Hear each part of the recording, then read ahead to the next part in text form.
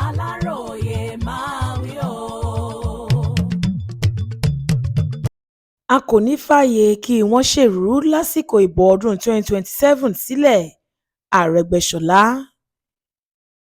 Bí àsìkò ìbò gbogboògbò ọdún 2027 ṣe ń súnmọ́lé tí àwọn ẹgbẹ́ òṣèlú gbogbo sì ń gbáradì láti díje, Akọ̀wé àgbà ẹgbẹ́ òṣèlú Alásopọ̀ Coalition (ADC) Rauf Arẹ́gbẹ́ṣọlá ti ní ẹgbẹ́ òṣèlú àwọn kò ní fààyè gbà pé kí ẹgbẹ́ APC ó ṣe òjòrò rárá. Ó ní gbogbo ọ̀nà tí wọ́n lè gbà pátá láti ṣe màgòmágó làwọn ti mọ̀ táwọn sì máa di pátápátá. Ọjọ́ Ìṣẹ́gun Tuesday, ọjọ́ 25 oṣù kọkànlá ọdún yìí ni Arẹ́gbẹ́ṣọlá sọ̀rọ̀ ọ̀hún di mímọ̀ lásìkò tí wọ́n lọ sí ilé ẹgbẹ́ òṣèlú Alásopọ̀ ọ̀hún tó wà nílùú Òṣogbo nípínlẹ̀ Ọ̀ṣun. Ó ní lónìí yìí gan ló pé ọdún 15 tí mo jẹ́ gómìnà ìpínlẹ̀ Ọ̀ṣun.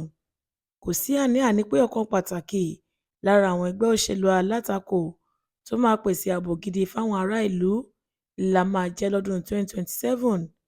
Kì í ṣe ohun tó dáa rárá bí ètò ààbò orílẹ̀-èdè yìí ṣe mẹ́hẹ. A mọ ọ̀nà wọn, a kò ní gbà pé kí wọ́n ṣe ẹ̀rú lásìkò ìbò ọdún 2027.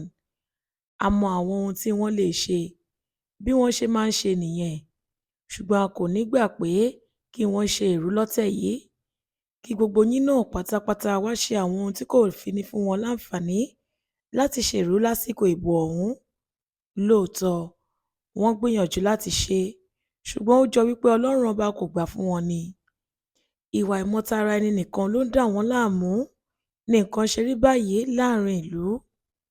Bó bá máa fi di ọdún 2027, ẹgbẹ́ òṣèlú wa ló máa gba ipò ààrẹ orílẹ̀-èdè yìí lọ́wọ́ wọn. Arẹ́gbẹ́ṣọlá tún ní wọn kò lè gba àwọn ọmọ iléèwé girama táwọn agbésùnmọ̀mí jí gbé, ṣe ni wọ́n ń dúnàádúrà pẹ̀lú wọn.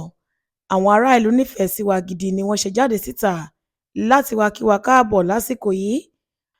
Àwa pàápàá mọ̀ pé ẹni ayé ń fẹ́ ni wá. A máa ṣe dáadáa ju àwọn ìjọba tó wà lóde yìí tí a bá gba ìjọba lọ́wọ́ wọn. Adéwálé Adéoyè ló ṣe àkójọpọ̀ ìròyìn yìí fún ìkànnì Aláròyé Online TV.